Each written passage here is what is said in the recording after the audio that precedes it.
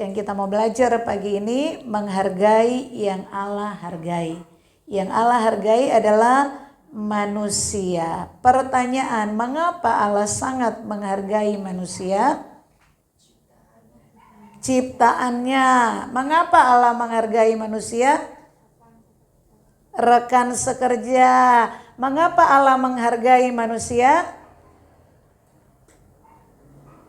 Dan lain-lain. Kita mau belajar pagi hari ini ada 2 poin. Ketika kita menghargai yang Allah hargai, aman hidup kita. Amin. Ketika kita menghargai apa yang Allah hargai, itulah kesuksesan kita yang sejati. Ketika kita menghargai apa yang Allah hargai, kita membawa diri kita kepada nilai tertinggi yang bisa dicapai oleh seorang anak manusia. Alasan yang pertama mengapa Allah sangat menghargai manusia, karena manusia diciptakan menurut gambar dan rupa Allah. Kejadian pasal 1 ayat 26, 27, 28. Ketika Allah menjadikan langit, bumi dan semua isinya, itu ada tujuan. Dan kenapa manusia diciptakan paling akhir? Ada tujuan juga. Di dalam ayat 26 tadi kita baca, manusia diciptakan agar manusia dapat menjadi mitra kerja Allah. Sudah ada pohon-pohon, sudah ada daratan, ada lautan, ada binatang-binatang darat, ikan di laut, burung di udara, benda-benda penerang, semua sudah ada. Kemudian Allah menjadikan manusia. Dan Allah berfirman, kuasai, penuhi bumi, beranak cucu. Manusia diberi mandat ilahi yaitu mengelola ciptaan Allah. Dan manusia punya kemampuan itu. Mengapa? Karena ketika Allah menjadikan manusia bukan hanya berfirman, tetapi Allah menjadikan manusia menurut gambar dan rupa Allah. Artinya manusia diberikan tugas dan manusia diberikan kemampuan untuk mengelola ciptaan Allah. Dan ayat 28 berkata, manusia bisa menggenapi rancangan Allah. Manusia bisa menggenapi apa yang menjadi mimpi Allah. Ketika manusia menjadi mitra kerja Allah, manusia bisa menyelesaikan apa yang sudah Allah jadikan dan ciptakan. Amin. Nah, saudara yang kekasih, menjadi mitra kerja Allah dan terlibat dalam rencana ilahi, itulah tujuan Allah menjadikan manusia. Saya selalu berkata, saya bertemu dengan banyak orang yang coba menggugurkan anaknya.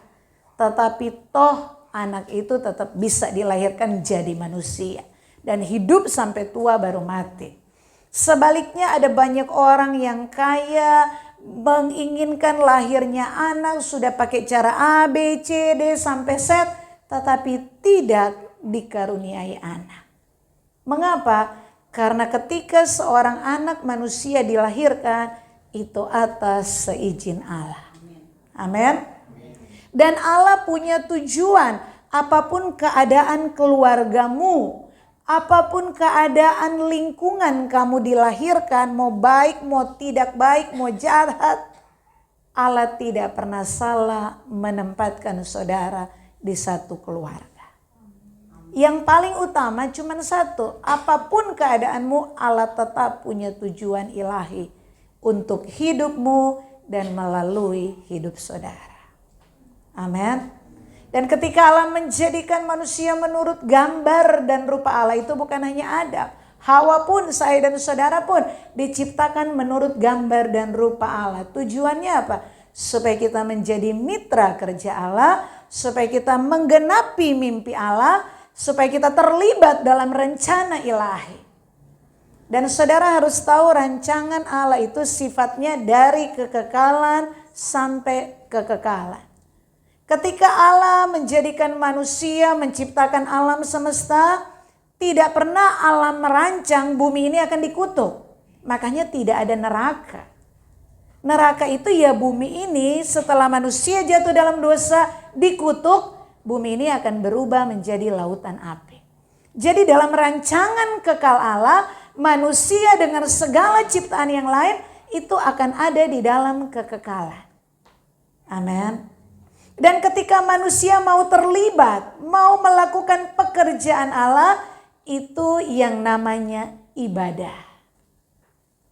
Amin. Jadi ibadah zamannya Taman Eden itu tidak ada gereja, tidak ada pendeta, tidak ada jemaat, tidak ada kolektor, tidak ada nyanyi, penyembahan, kemudian memberikan persembahan, enggak ada. Ibadah ketika Adam dan Hawa bekerja, ketika Adam dan Hawa bersetubuh, ketika mereka melakukan apa yang Allah perintahkan, itu yang disebut ibadah. Amin. Inilah level tertinggi yang bisa dicapai manusia ketika dia menemukan tujuan Allah dalam hidupnya. Inilah kesuksesan yang sejati karena dampaknya sampai di kekekalan. Ketika Allah punya rencana Allah itu tidak pernah gagal. Kenapa? Karena Allah itu sempurna. Apa dia rancang itu selalu baik. Baik untuk dirinya sendiri maupun untuk ciptaannya. Tetapi ketika manusia jatuh dalam dosa, manusia tidak bisa jadi mitra kerja Allah. Manusia yang berdosa tidak bisa mewujudkan mimpi Allah. Apakah rancangan Allah gagal? Tidak. Rencana Allah itu tertunda. Makanya ketika bumi ini akan ditunggang balikkan jadi neraka, kata kitab Petrus, Yesus berkata sebelum dia naik ke sorga, aku akan pergi menyediakan tempat bagimu. Di rumah Bapakku banyak tempat.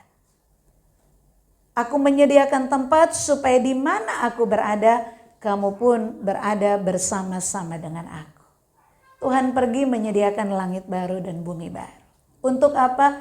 Untuk menggenapi rencananya yang dia sudah buat ketika menjadikan manusia pertama. Adam tidak bisa mewujudkan mimpi Allah. Tetapi Allah memilih saya, Allah memilih saudara, orang-orang percaya untuk menggenapi rencana ilahi sampai di kekekalan.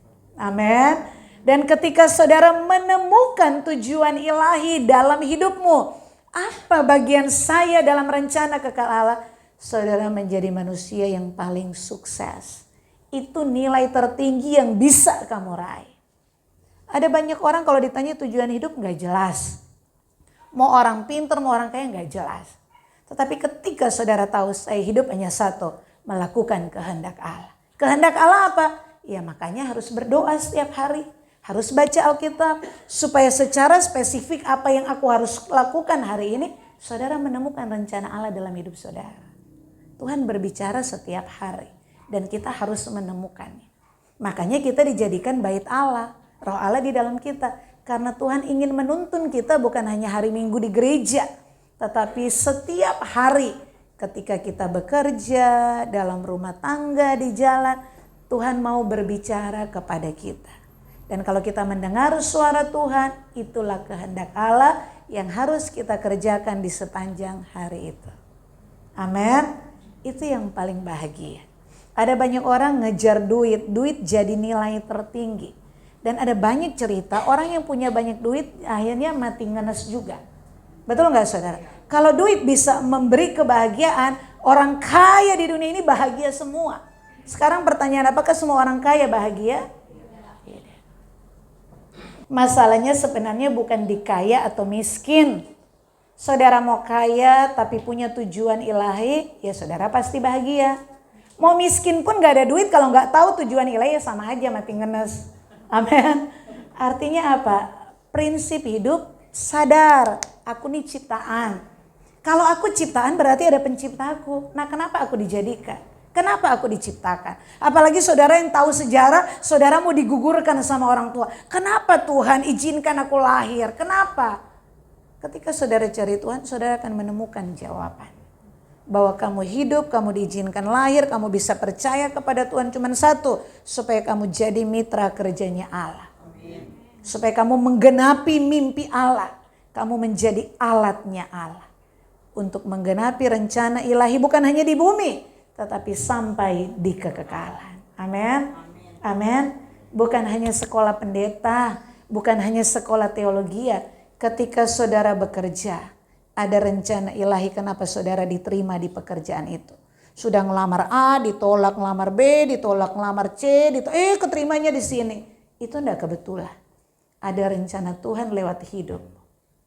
Ketika saudara ditempatkan di situ. Anak-anak juga begitu, cari sekolah susahnya. Saudara kos-kosan pindah sana cari, dapatnya di sini. Apa saudara pikir itu kebetulan?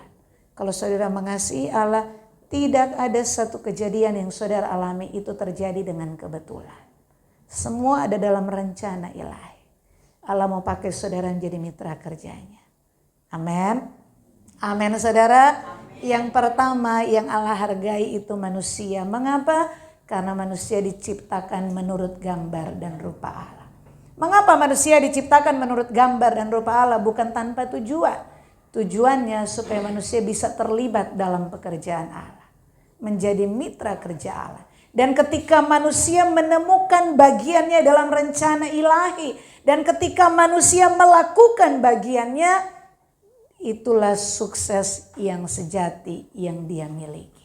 Karena itu dampaknya sampai di kekekalan. Amin. Yang kedua, mengapa Allah sangat menghargai manusia?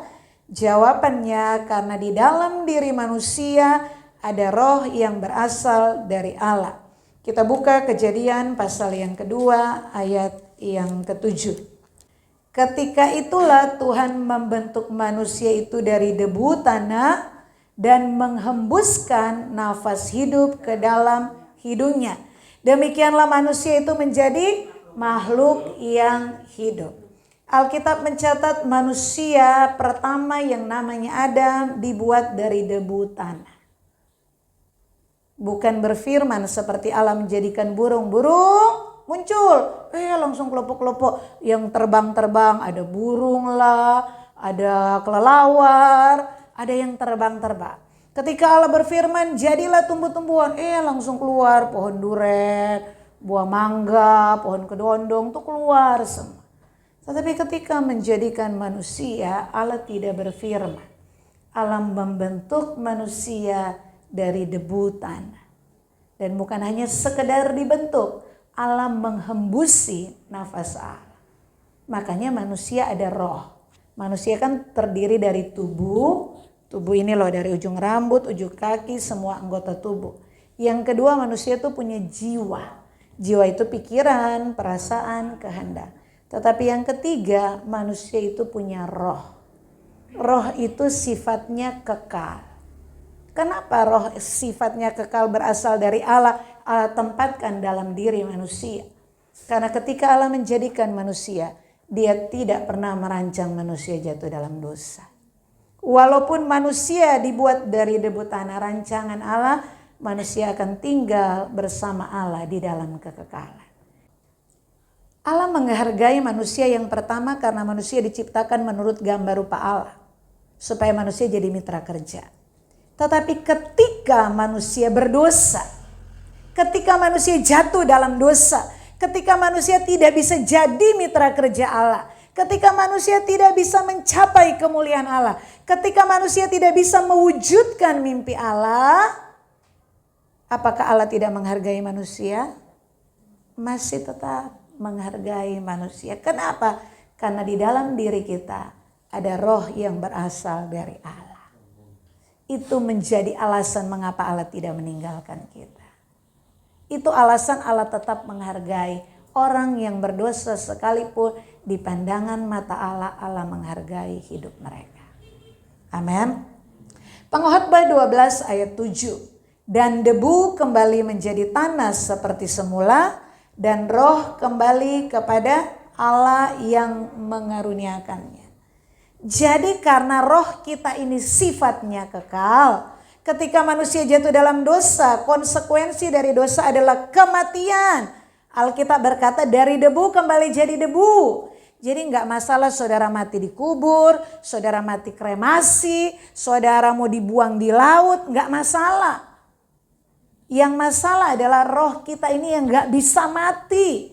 Dia akan kembali ke penciptanya. Oleh sebab itu untuk menyelamatkan manusia, Yakobus 4 ayat 5 berkata, janganlah kamu menyangka bahwa kitab suci tanpa alasan berkata, roh yang ditempatkan Allah di dalam diri kita diingininya dengan cemburu. Kenapa Allah cemburu kepada kita? Karena kita ini milik Allah. Ada roh Allah di dalam kita. Allah yang cemburu itu sudah disampaikan dari zaman perjanjian lama kepada bangsa Israel. Aku adalah Allah yang cemburu. Dan setiap kali bangsa Israel tidak setia kepada Allah.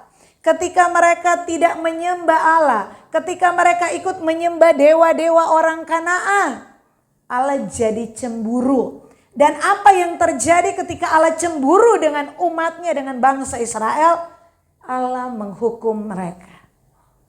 Datang bangsa dari luar menjajah mereka. Panen gagal. Ada sakit penyakit, ada sampar, ada penyakit-penyakit. Kenapa itu terjadi? Karena Allah cemburu kepada mereka. Karena mereka milik Allah. Allah pilih Abraham, Allah pilih Ishak, Allah pilih Yakub. Dan ketika mereka ada di Mesir, Allah mengeluarkan mereka dengan 10 tulah. Allah menjaga mereka selama 40 tahun. Di padang gurun mereka berjalan. Alkitab berkata, kalau siang ada tiang awan sehingga mereka tidak kepanasan. Kalau malam ada tiang api sehingga tidak gelap, kaki mereka tidak terantuk. Sepatu mereka 40 tahun tidak diganti-ganti, saudara. Allah yang memelihara mereka. Dan ketika mereka masuk sampai di tanah perjanjian, tanah yang dijanjikan Allah, yang mereka tunggu 400 tahun lebih lamanya. Mereka masuk menggenapi yang Allah janjikan. Segala berkat kelimpahan mereka terima. Dan ternyata zona nyaman membuat mereka lupa siapa Allah mereka. Mereka lupa untuk apa mereka dibebaskan dari Mesir. Mereka lupa untuk apa Allah menggenapi janji kepada Abraham. Yaitu supaya mereka menjadi bangsa yang kudus. Supaya lewat bangsa Israel, bangsa sekitar bisa melihat siapa Allah yang benar. Jadi ketika mereka ikut menyembah dewa-dewa, Allah cemburu, Allah marah. Mereka tidak menggenapi tujuan Allah dalam hidup mereka. Persahabatan dengan dunia adalah permusuhan dengan Allah, kata Yakobus 4 ayat 4. Mengapa? Karena segala kuasa dan kemuliaan dunia sudah diserahkan kepada iblis. Lukas 4 ayat 4. Mungkin ada yang bertanya, Bu Pendeta, kenapa kalau saya menginginkan dunia ini, kenapa itu salah di hadapan Allah? Karena kalau saudara lihat dari pencobaan di padang gurun, salah satu poin Yesus dicobai, iblis membawa Yesus dan memperlihatkan kerajaan dunia. Kemuliaan dunia, kemegahannya. Dan iblis berkata apa? Yesus, semua ini ada di bawah kuasaku. Sudah diberikan haknya kepadaku. Jadi kalau kamu menyembah aku berikan semua kemuliaan dunia ini kepada. Implikasi buat kita orang percaya, ketika kita tidak menyembah Tuhan. Tetap menyembah itu kan artinya memberi nilai tinggi. Ketika kita tidak memberi nilai tinggi kepada Tuhan, tetapi memberi nilai tinggi kepada harta benda, rumah besar, duit dan lain sebagainya, kita berdosa di hadapan Tuhan. Ketika kita tidak menyembah Tuhan, artinya kita menyembah hal-hal materi. Kita berdosa di hadapan Tuhan. Karena iblis itu tidak datang dengan genderuwo yang mengerikan. Iblis datang dengan topeng kekayaan, kenikmatan dunia. Jadi orang yang hatinya ada di dunia ini, wow kalau aku kaya ya, wow kalau aku punya ini ya, wow kalau aku bisa menggapai semua ini, wow. Tuhan nomor 2, hasratnya ingin mendapatkan apa yang indah di depan matanya dia. Dia membuat Allah cemburu. Dia berkhianat kepada Allah. Dan orang yang hatinya terpikat oleh dunia ini sama dengan menyembah setan. Upahnya apa? Dunia ini akan ditunggang balikan, berubah menjadi api neraka, lautan api. Orang-orang yang mencintai dunia ini dengan segala isinya akan tetap tinggal di dalamnya. Tetapi orang yang mengasihi Allah, yang menaruh Allah sebagai nilai tertinggi, menyembah Allah lewat hidupnya. Ketika Yesus datang, dia akan diambil, diangkat, dibawa ke langit yang baru, bumi yang baru. Untuk apa? Menggenapi rencana kekal Allah.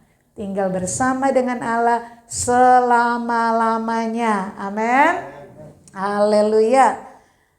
Allah menghargai manusia dibuktikan melalui kasih-Nya yang sempurna. Allah menghargai kita diciptakan menurut gambar Allah. Tetapi ketika gambar Allah rusak karena dosa, Allah tetap menghargai kita. Karena ada roh Allah di dalam kita. Dan penghargaan Allah kepada kita itu diwujudkan dengan satu kata, kasih. Dia buktikan dengan kasih. Kita baca sama-sama Yohanes 3 ayat 16, 2, 3. Karena begitu besar kasih Allah akan dunia ini, sehingga ia telah mengaruniakan anaknya yang tunggal, supaya setiap orang yang percaya kepadanya tidak binasa, melainkan beroleh hidup yang kekal. Manusia gambar Allah rusak dalam dirinya. Orang yang sudah berdosa rohnya akan masuk di dalam neraka yang kekal. Dan Allah menghargai manusia, diwujudkan dengan kasih.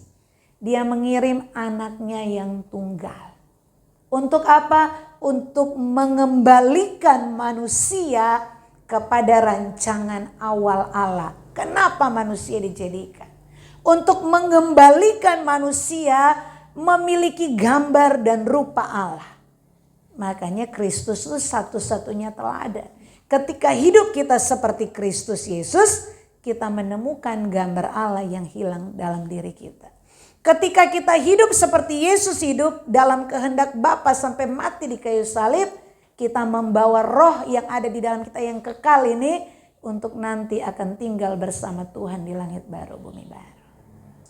Amin.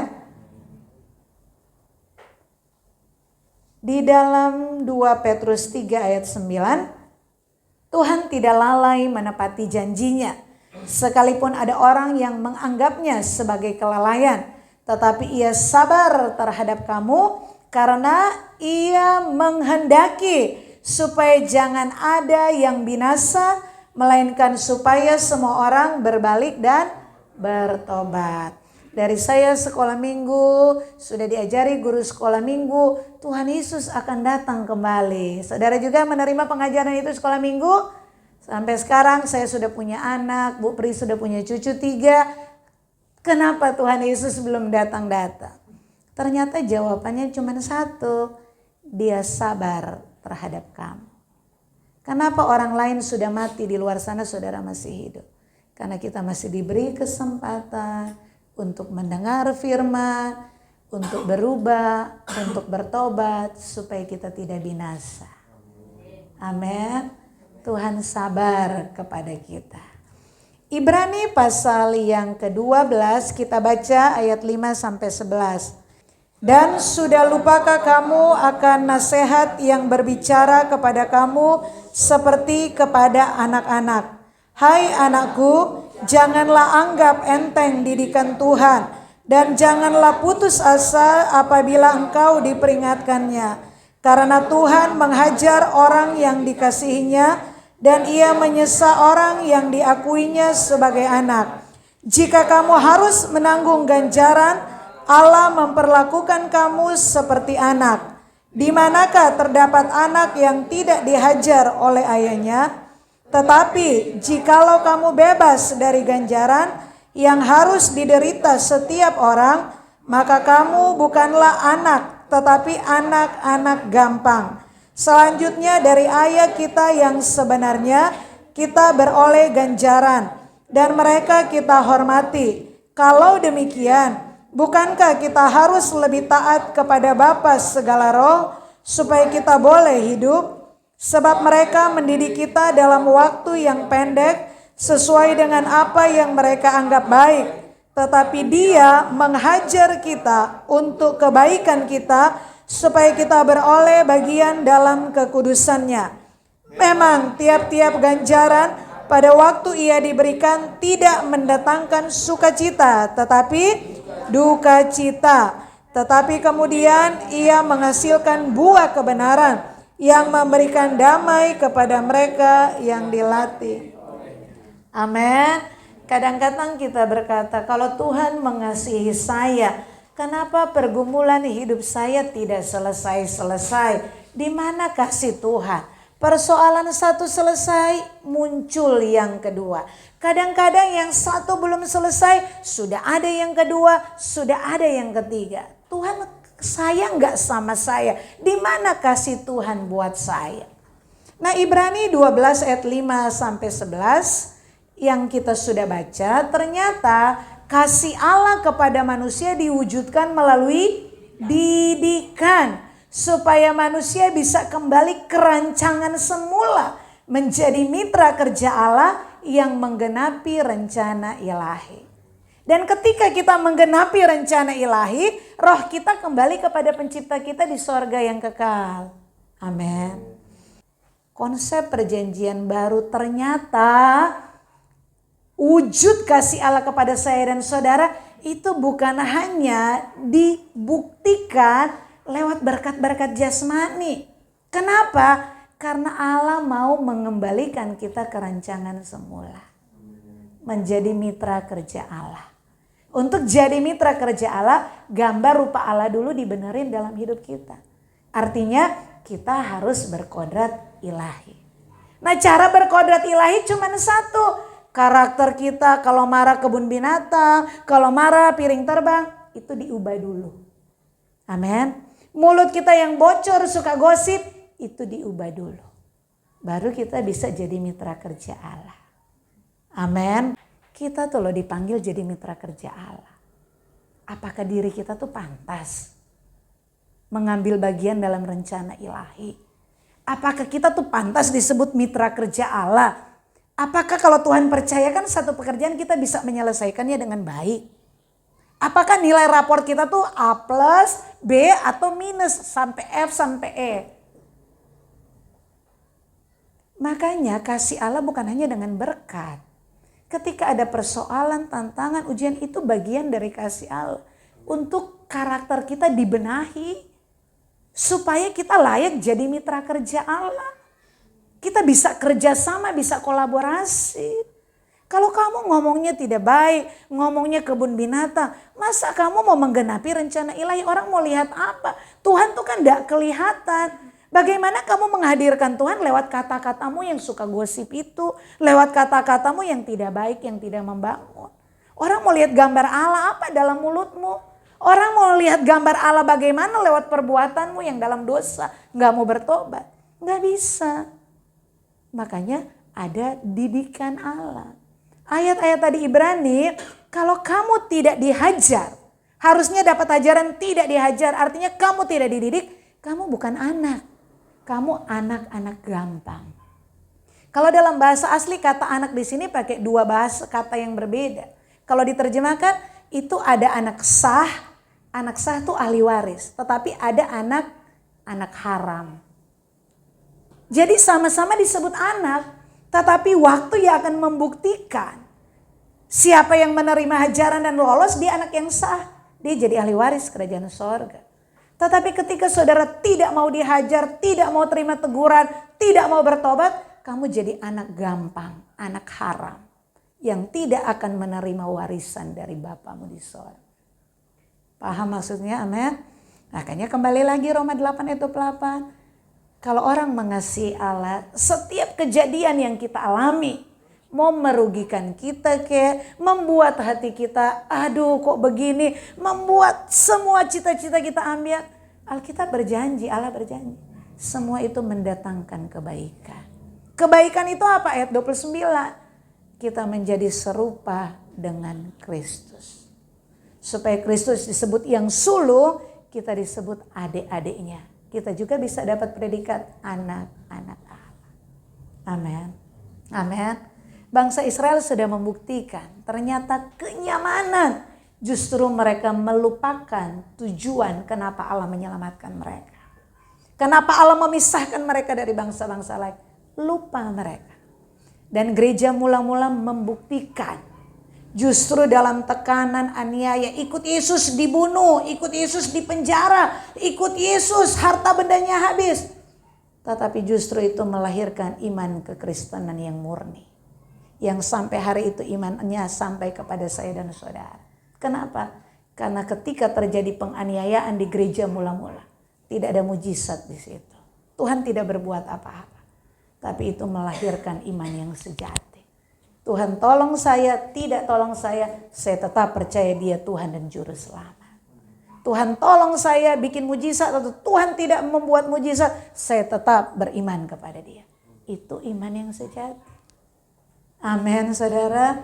Artinya ketika saudara, saya juga dalam tantangan, kadang tarik nafas, kadang ujian begini, terima kasih Engkau sedang membentuk karakter. Supaya aku bisa jadi mitra kerja Tuhan. Mewujudkan gambar dan rupa Allah lewat hidupku, lewat pelayananku. Dan aku menemukan bagianku dan aku mau menyelesaikan. Supaya ketika aku mati, rohku ada di kekekalan bersama dengan Tuhan. Amin, saudara. Jadi jangan senang kalau, aduh kenapa ya, dia itu gak sungguh-sungguh. Kalau ke gereja itu cuman Paskah sama Natal. Kenapa ya orangnya gak benar begitu, tapi kok kayaknya duitnya banyak, lempeng-lempeng aja, berkatnya lancar aja semuanya.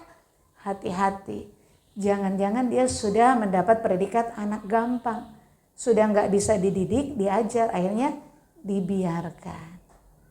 Amin, saudara. Amin. Kondisi saudara apapun hari ini, Tuhan tahu ini paling pas menjaga hati kita untuk tetap berpaut kepada Tuhan. Tapi semakin kita dewasa, semakin kita berubah, ada banyak hal Tuhan akan percayakan kepada kita. Karena Tuhan tahu Dia kasih kenyamanan, kekayaan, kemewahan, itu tidak akan mengikat kita. Itu tidak akan menghalangi kita ke surga. Tetapi fasilitas yang Tuhan kasih justru akan membawa kita semakin lempeng ke surga. Kapan itu? Ketika hatimu kuat. Ketika kamu bisa melewati hari-harimu hari ini dengan segala pergumulan. Ada waktunya Tuhan akan mengangkat saudara. Tuhan akan mempercayakan banyak yang saudara gak pikirkan. Tapi setia dulu dari hal-hal yang kecil, yang sederhana. Amin. Oke. Matius 6 ayat 14-16 itu doa Bapa kami. Kalau kamu tidak mengampuni orang yang bersalah kepadamu, kamu juga tidak akan diampuni oleh Bapamu. Matius 25 ayat 31-46 itu konteksnya penghakiman terakhir. Apapun yang kita lakukan untuk sesama, kalau itu baik, itu sama dengan kita melakukan kebaikan kepada Allah. Tetapi ketika kita tidak peduli kepada Tuhan, itu sama dengan kita tidak peduli kepada Allah. 1 Yohanes 4 ayat 20-21, kalau kamu bilang aku mengasihi Allah yang tidak kelihatan, tetapi kamu membenci sesamamu yang ada di depanmu yang kelihatan, kamu pendusta, kamu pembohong. Orang yang menghargai sesamanya berarti memberi penghormatan tertinggi kepada Allah. Sebaliknya, mereka yang tidak mengasihi sesama akan dihukum. Amin. Allah menghargai manusia. Dia berdosa, dia jahat, Allah hargai dia. Karena Allah tidak mau rohnya itu masuk neraka. Jadi ketika kita membenci sesama kita, ketika kita ada benci, kepahitan, dendam, ingin memusnahkan sesama kita, di hadapan Tuhan kita jahat. Dan Tuhan tidak mengampuni dosa kita. Kalau Tuhan tidak mengampuni dosa kita, artinya kita mati dibuang ke neraka. Amin. Makanya jangan menganggap sepele sikap kita dalam memperlakukan sesama. Itu ujian kita. Itu menunjukkan seberapa kita menghargai yang Allah hargai. Ketika kita memperlakukan sesama dengan baik. Nah, sesama yang ada di sekitar kita kan gak hadir kebetulan, betul gak? Kadang-kadang kita kos keliling sudah 10, diterimanya di sini.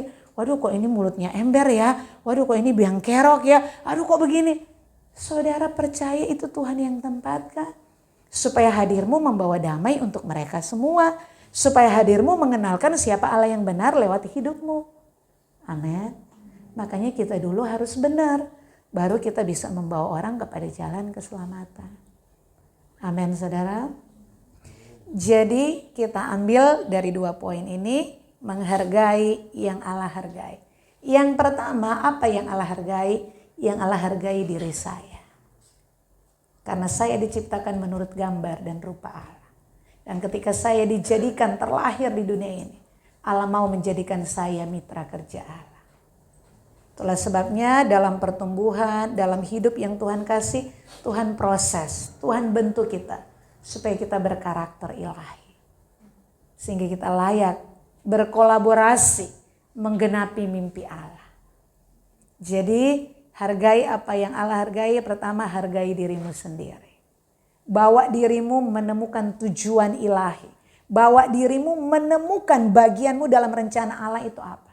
Dan ketika kamu menemukan bagian Allah dalam rencananya, apa bagianmu hari ini, kamu menjadi orang yang berbahagia. Kamu menjadi orang yang sukses. Karena kesuksesanmu bukan hanya di dunia tapi sampai di kekekalan. Kamu membawa dirimu kepada nilai tertinggi yang bisa dicapai oleh seorang anak manusia. Ketika kamu hidup di dalam tujuan Allah. Jadi yang pertama, hargai dirimu. Dan yang kedua, menghargai apa yang Allah hargai. Hargai sesama kita. Sejahat-jahat mereka, mereka diciptakan menurut gambar dan rupa Allah. Sejahat-jahatnya mereka, Allah juga mati untuk mereka. Amin. Dan Allah mau menyelamatkan jiwa mereka lewat saya. Lewat saudara yang sudah percaya kepada Tuhan Yesus. Kesimpulannya, hidup kita bukan hanya tentang diri kita. Ada kan banyak orang, lah Bu Pendeta, yang penting kan saya tidak merugikan dia, saya tidak pernah merepotkan orang, saya hidup ya saya aja. Tidak, hidup tuh bukan hanya tentang kita. Bukan kita tidak berbuat jahat, tetapi bagaimana hidup kita peduli kepada orang. Memperkenalkan Tuhan kita, menyatakan kasih Allah lewat hidup kita kepada sesama di sekeliling kita. Itu yang Allah inginkan. Amin. Ya, kita baca 1, 2, 3. Menghargai apa yang Allah hargai sama dengan menyenangkan hati Allah. Cara kita memperlakukan sesama menunjukkan seberapa kita menghargai dan menghormati Allah. Amin. Ketika kita menghargai apa yang Allah hargai, kita mempermuliakan Bapa di sorga, dan semua berkat dari sorga ilahi akan dicurahkan kepada saya dan saudara. Hargai dirimu sendiri, hargai sesamamu. Tuhan memberkati. Mari kita bangkit berdiri.